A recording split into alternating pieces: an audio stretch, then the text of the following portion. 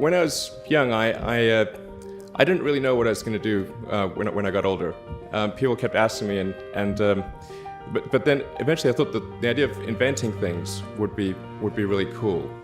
And the reason I thought that was because I read a quote from Arthur C. Clarke, which said that a sufficiently advanced technology is indistinguishable from magic. And that's really true. Миллиардер, плейбой, филантроп, данышпан Илон Маск расында да қазір әлемде ең көп талқыланатын адамдардың бірі. Ол қазіргі замандағы Тони Старк десе де болады, себебі ол өзін көптеген салада көрсете алды. Ал бүгін біз Tesla туралы әңгімелесеміз. Tesla электр машиналарын өндіруге және электр энергиясын сақтаудың жаңа технологияларын жасауға мамандырылған америкалық компания. Қысқасы, бұл әдемі көліктерді шығаратын компания. Сіздермен бірге Расыл Миразбек, бұл Жусан Инвест, ал кеттік. 2003 жылдың 1 шілдесінде инвесторлардың қызығушылығын туғызған компания пайда болды. Мартин Эберхард пен Марк Терпенинг есімді инженерлер Tesla Motors компаниясын құрды. Стартап атауы әлемге әйгілі электротехника пионері Никола Тесланың құрметіне қойылды. Компания автомобиль шығаратын ірі компаниялар қол жеткізе алмайтын нәрсені жүзеге асыру үшін құрылды. Мақсаты тиімді және қолжетімді электр көліктерін өндіру. Ал компанияның құрылуына бірден бір себеп 2003 жылы EV1 шағын электромобилін өндіретін General Motors бағдарламасының жабылуы болды. GM EV1 1999 жылдан бастап лизинг шарттарымен жеткізілді. Бірақ технологиясы тым шикі болып, сұранысы болмады. Нәтижесінде бұл бүкіл бағдарламаның экономикасына әсер етті. Ford, Chrysler, Honda, Nissan және Toyota да осындай проблемаларға тап болды. 1990 жылдардың соңында олар өздерінің электромобильдерін шығаратын. Бірақ 2000 жылдардың басында оларды нарықтан шығаруға мәжбүр болды. 2004 жылдың сәуірінде Tesla Motorsқа Илон Маск қосылды. PayPal негізін қалаушы және SpaceX негізін қалаған Илон Маск Теслаға шамамен өзінің $6,5 миллион қаражатын құйып, компанияның директорлер кеңесінің төрағасы болып тағайындалды. Маск бұл бизнестің бастауында тұрмаса да, оны сәтті жасаған адам десе де болады. 2005 жылы Маск спорттық және жарыс автомобильдерін өндіруші британиялық Lotus Cars компаниясымен серіктес болады. Дәл осы компания алғашқы Tesla көлігіне шасси мен шанақ берді.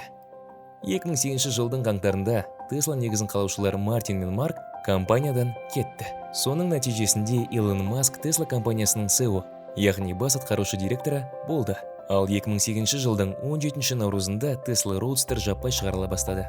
Спорткар бұл кезде $109 мың сатылып жатты. Компания 2012 жылы шығарған Tesla Model S электромобилі әлемдегі алғашқы толық электрлік премиум автомобилі болды. Бұл жайлы отбасылық седан. 3 секунд ішінде сағатына 100 шақырымға дейін жетеді. Өзінің артықшылықтарымен Tesla Model S 2013 жылы әйгілі Motor Trend Car of the Year марапатын алды. Тұтынушылардың көңілінен шығу рейтингінде бірінші орынға ие болды. Бұрын сатылған Tesla электромобильдерінің ішіндегі ең қымбатының құны $205,820 болатын. Ол жаңартылған T-Sportline Tesla Model S. Tesla неге осындай танымал болып кетті деп ойлайсыздар? Силикон алқабы ешқашан автоөндірушілерге арналған емес, бұл технологиялық компаниялар үшін, яғни Tesla сияқтыларға арналған. Tesla электромобильдері смартфондар сияқты бағдарламалық жасақтаманы жаңарта алады. Егер сіз Tesla электромобилінің иесі болсаңыз, онда компанияның қандай да бір бағдарламалық жасақтамасы шықса, онда сіздің көлігіңіз оны барлық жерде жаңарта алады.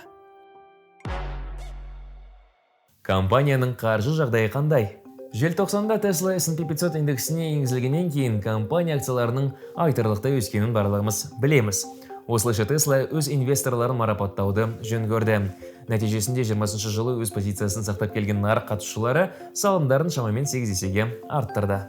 Айта кетейік, 2020 жылы Tesla компаниясы акцияларды сату арқылы 12 миллиардқа жуық қаражат жинады, бірақ бұл қазіргі инвесторлардың үлесін көбейтпеді. Сонымен қатар Джо Байденнің ақш президенті лауазымына тағайындалуы макроортаны электромобильдер үшін қолайлы ететінін айта кету керек. Тағы бір қызық дерек, бір жылдың ішінде Илон Масктың байлығы 20 жылдың наурызымен салыстырғанда $160 миллиард көбейген. Оның байлығы Tesla акциялары арқасында көбейіп отыр.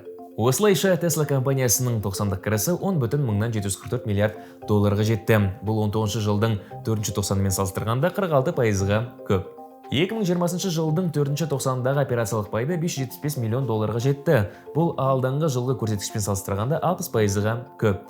Ал 20 жылдың 4-ші тоқсандағы таза табыс $270 миллион жеткен.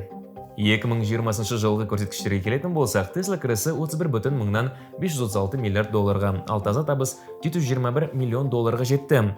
Салыстыратын болсақ, 2019 жылы компания 7 миллиард доллар табыс тауып, 674 миллион доллар шығынға ұшыраған.